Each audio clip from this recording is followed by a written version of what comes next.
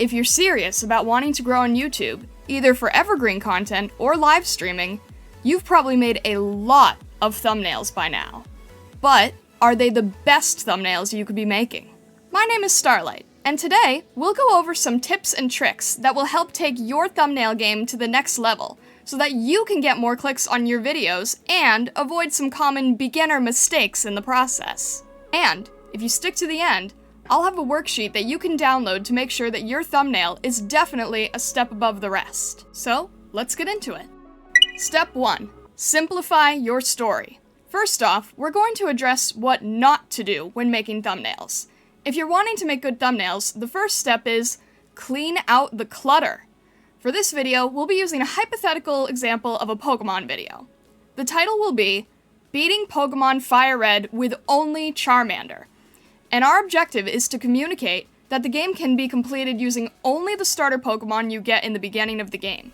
You might have an idea for your next video that is absolutely amazing, but don't try to communicate every idea in the thumbnail alone.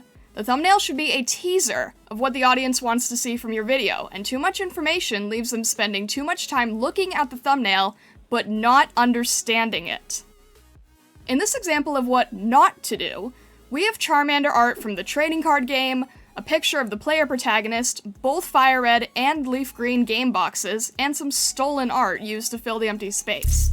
As a result, your audience will make that split-second decision and realize they can't really tell if the information they want will come from your video, and they'll move on to one that's easier to understand. The solution? Keep your video elements to a maximum of 3 main subjects. You can use more elements if they're all used to tell the same story, such as in this emoji thumbnail I made, but make your thumbnail extremely easy to understand at a quick glance. To do so here, we'll remove the leaf green box art, the stolen fan art, the trading card game art, and the protagonist character, and just use the fire red box art while adding in some official art of Charmander instead. Also, just as an aside, please do not use fan art in your thumbnails without the artist's permission. For reference, the fan art pieces here are by Ovopack and Huiro, respectively. It looks a lot better once we've cleared out the clutter, but we can still do a lot more to improve this. Step 2. Make your thumbnails easy to read. This is better, but we still can't really make out what the video is about because there's too many small words on the image. In most cases, you want as few words as possible in thumbnail to begin with, but if you choose a word or two to summarize your video, can your audience even read it? Or is it just blending into the background with visual noise? The solution to this is bold and easy-to-read fonts with minimal words. Now, I'm not saying you always have to go full Mr. Beast style every time, but what I am saying is that you need enough contrast in your thumbnails so that your audience can see things quickly and clearly, and use digital tools to give your text an outline or drop shadow to make it stand out from the background. Most digital art programs or websites such as Canva have options for this design trick. And don't worry, all the tips in this video are based on fundamental design principles. So if you don't have Photoshop or another fancy design software, you can still use the tricks I share in this video. To improve the thumbnail here, we'll change the background to something less visually busy that doesn't clash with our main elements. In this case, I'll be adding a less busy, abstract red background to give our feeling of the Fire Red game. We'll change the font from a serif to a sans serif, meaning it doesn't have those little fancy strokes in the end. And instead of being repetitive and writing Fire Red with a Fire Red game box art, we'll use the logo of the game instead, remove the box art, and simplify the text so that we can focus on the concept of beating the game with only Charmander.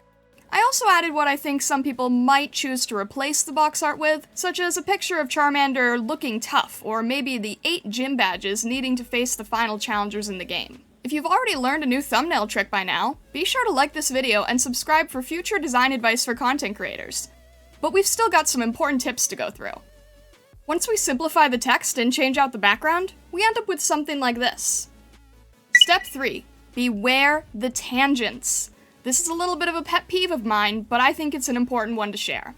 Our thumbnail is now much easier to read with bold fonts and simpler background, but it still doesn't look very good, and it's still pretty confusing. When creating any thumbnail, make sure that when designing your thumbnail, you're avoiding something called tangents. A tangent in design is when two objects are just touching each other, thereby not leaving enough visual space so you can't tell what's in front and what's behind, creating an awkward feeling like the visual equivalent of bumping somebody's shoulder on the subway train. Either give your subjects enough room apart, or overlap them so that one is clearly in front of the other. Two examples of tangents in this thumbnail are Charmander's head hitting the word only, and the anime screenshot just hitting the Fire Red logo. Tangents also apply to the border of your thumbnails. You don't want your images just touching the edges either. Let me know in the comments if you can spot one more tangent that might be doing this. By giving your elements some room apart, the visuals will look less confusing to your audience. Step 4. Refine your story. At this point, it might be a good idea to step away from your thumbnail for a few minutes and come back with a fresh look on things. You've settled on the idea of showing how strong Charmander is, so you used a picture of the gym badges from the anime, which is pretty iconic in the world of Pokemon. However, your video is about the video game Pokemon Fire Red, and by using anime screenshots, are we potentially confusing our audience that our video will be about the video game? To solve this, think about what it takes to beat the game itself. You have to beat the Elite Four, the game's champions, and to do that, you have to go through an area called the Indigo Plateau. Fans of the Pokemon games will recognize this area as being close to the end of the game, so it might work better to replace our entire background with the Indigo Plateau than to use the standalone anime pictures. Also, because we're making a video on the game, let's replace Charmander's stock art with his game sprite, thereby quickly communicating to the audience that this is a game where they'll see the pixel art version. And after making all those changes, we'll end up with something like this. For more examples, Point Crow is a master of this. Instead of complicating the concept of his videos, he uses 1 to 2 main elements, and that's really all he needs. In these examples, you can clearly tell that the video is about Point Crow trying to play the game on very little health, or trying to play the game on very little stamina. He does this in a brilliant way where you don't even need any text on the thumbnail to understand his story. Step 5. Push things to their limits. Thumbnail design is a bit different than a typical graphic design job, and as such, most people don't make their elements nearly big enough. For example, with this VTuber thumbnail I made, if you think your thumbnail subjects are too big, make it bigger. Having elements crop off the design is okay, as long as it's done with consideration, and avoiding tangents, as we discussed. Remember, your thumbnail will be seen by both desktop and mobile users, so when designing your thumbnail, literally get out of your chair, take a few steps back from your screen, and see if it's still clear and understandable when it's tiny from a distance. You've only got split seconds to grab your audience's attention, so make it count. A good way to do this as well is to vary the size and colors of the text in your thumbnail. It's a lot more visually interesting, and you can emphasize things that you want your audience to notice. After blurring the background a bit, adding some glow, different textures, and outlines, we end up with something that is a lot more visually eye-catching than what we just had a minute ago. This is also how I approach my own thumbnail redesigns for people.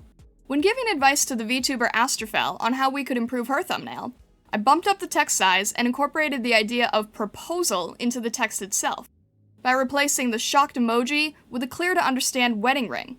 We also used the pink color of the hearts to emphasize the number 9, since we really wanted to emphasize the large number of proposals being so shocking in this video's story. Utilize color variation, stack on multiple outlines, and make your text and subject matter huge so that YouTube viewers just can't ignore your video. And here's a bonus I don't see many people talking about. Are the YouTube timestamps blocking important elements of your thumbnail? This is a small one, but it's worth keeping in mind. Is the timestamp in the way of some of your most important elements? It's not that bad when viewing on a computer, but for mobile users, yeah, it can be pretty intrusive. When designing your thumbnail, make sure that you have elements such as faces and text anywhere aside from the lower right corner. In certain circumstances, such as streams with Let's Plays and numbered videos, this is probably okay if it's necessary, and if the number is still big enough to not be entirely covered up. And with that, you should be armed with new knowledge to take your thumbnail design skills to the next level. As promised, I have a worksheet and checkoff list that you can use to make sure you're following the points I presented in this video to keep your design skills at top level. Link in the description below. If you know a friend who can learn from these tips too, definitely send this video to them. It's a great way to help out the channel, and if you're curious about how I do my thumbnail design work in real time, you can check out this video right here.